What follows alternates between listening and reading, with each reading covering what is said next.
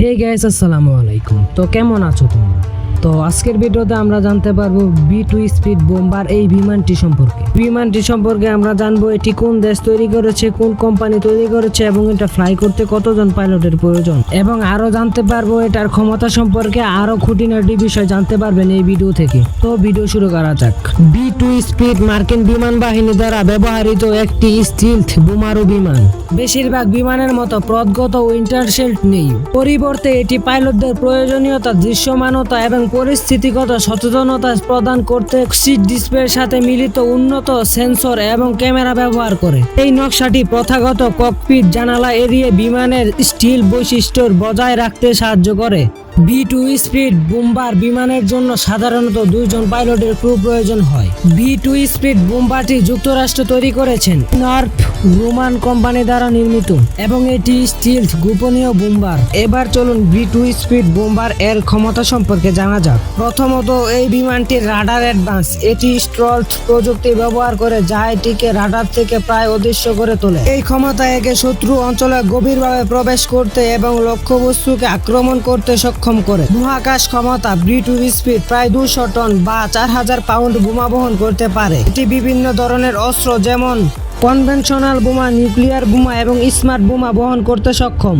এবং এই বিমানটির রেঞ্জ, এটি রিফুয়েলিং ছাড়াই প্রায় 6000 নটিক্যাল মাইল বা 11100 কিলোমিটার পর্যন্ত উড়তে পারে। রিফুয়েলিং এর সাহায্যে এটি প্রায় অসীম দূরত্বে পৌঁছাতে পারে। B2 স্পিড বোম্বার এর সর্বোচ্চ গতি প্রায় 628 মাইল প্রতি ঘন্টা বা 1010 কিলোমিটার প্রতি ঘন্টা। এতে 2 জন ক্রু সদস্য থাকে, একজন পাইলট এবং একজন মিশন কমান্ডার।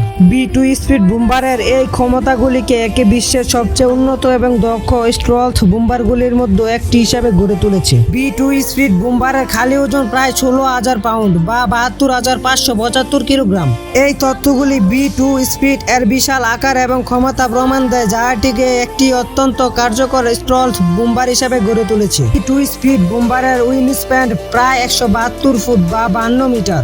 এর দৈর্ঘ্য প্রায় 69 ফুট বা 20 মিটার এবং এর উচ্চতা প্রায় 17 ফুট বা 5 মিটার। এর উইং এরিয়া প্রায় 5140 বর্গ ফুট বা 478 বর্গ মিটার। এই বিশাল মাপগুলি B2 স্পিডকে একটি বৃহৎ এবং শক্তিশালী স্টেলথ বোমার হিসাবে গড়ে তুলেছে, যা এর অপারেশনাল কার্যক্ষমতা এবং গুরুত্বপূর্ণ ভূমিকা পালন করে।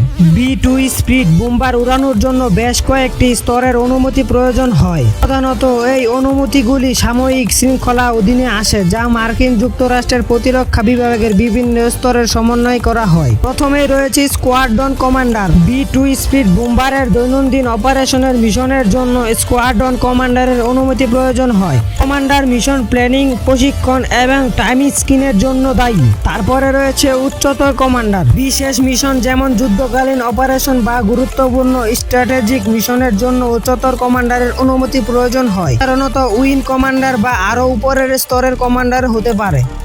এরপরে রয়েছে ন্যাশনাল কমান্ডার অথরিটি। নিউক্লিয়ার মিশনের ক্ষেত্রে ন্যাশনাল কমান্ডার অথরিটি অনুমতি প্রয়োজন হয়। এই অথরিটি সাধারণত প্রেসিডেন্ট এবং সেক্রেটারি অফ ডিফেন্স দ্বারা প্রতিনিধিত্ব করা হয়।